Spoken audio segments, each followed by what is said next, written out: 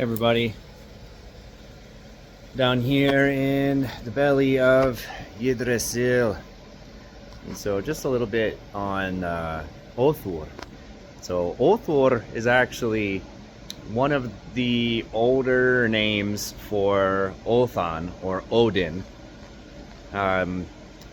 It technically means the frenzied one, or the one of frenzy, or a frenzy dancer, or one who is frenzied in the best English translation we can have. But really, it means a lot more to me personally. From the research I've done about Othan, Othor, Odin, Wudanaz, right? There's so many different names for him. There's like 200 and something names for Odin, which is very interesting. So it's personified. People have personified Odin. People have been trying to understand the characteristics of Odin, Othan.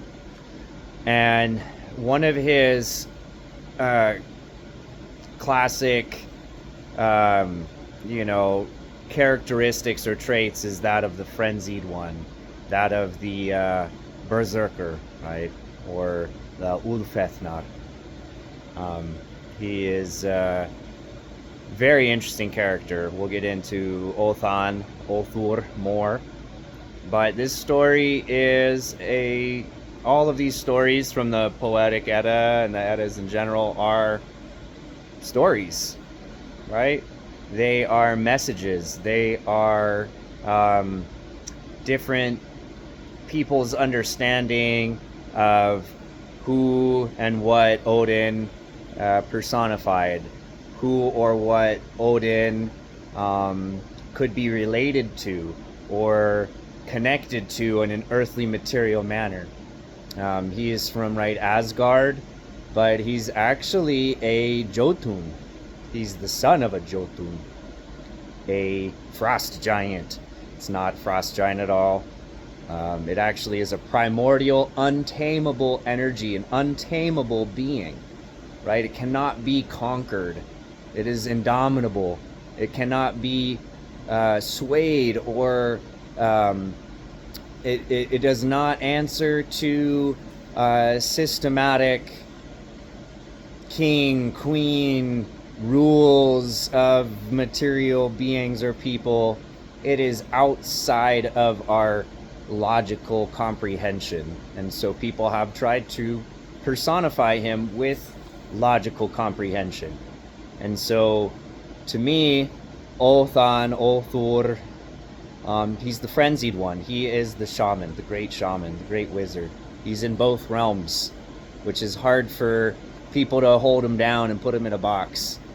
He is he's the great multiple world dancer. He's the great frenzied dancer.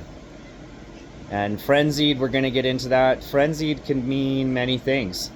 It's not just bloodlust. Nobody's going to listen. I'm not going to listen to anyone. Nobody's going to stand in my way. I'm just going to hack you down to pieces. Has nothing to do with that, which a lot of people have related that to his personality or his characteristics or his traits. He's not just some wild beast that kills everything in sight. That's not at all. If you look at the stories of Odin, not at all Odin whatsoever. He even practiced Sedir, which is a form of feminine magic, of seeing into the other realms, seeing into places unknown, being present in places that many of the other gods were not even able to comprehend. And he was even made fun of by other gods in Asgard. The Aesir made fun of Odin for his practice of Sedir. It's called him weak, wimpy, all sorts of different, feminine, gay, right? Oh, you're gay, you practice Sedir. Which is very interesting. So he is the one who can walk in both worlds. He is both a berserker lord Valhalla, right? All this crazy stuff. He's also a poor beggar that gives gifts to people and rescues people, right? It's very, very interesting, the huge contrast. And a lot of these Valhalla stories come from Snorri Sturluson, which, if you really get into Snorri Sturluson, he is a Catholic politician. What?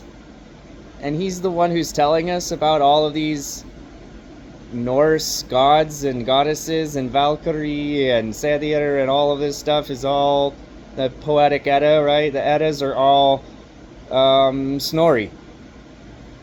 Maybe we should take a second look at all of this stuff, huh? Thanks.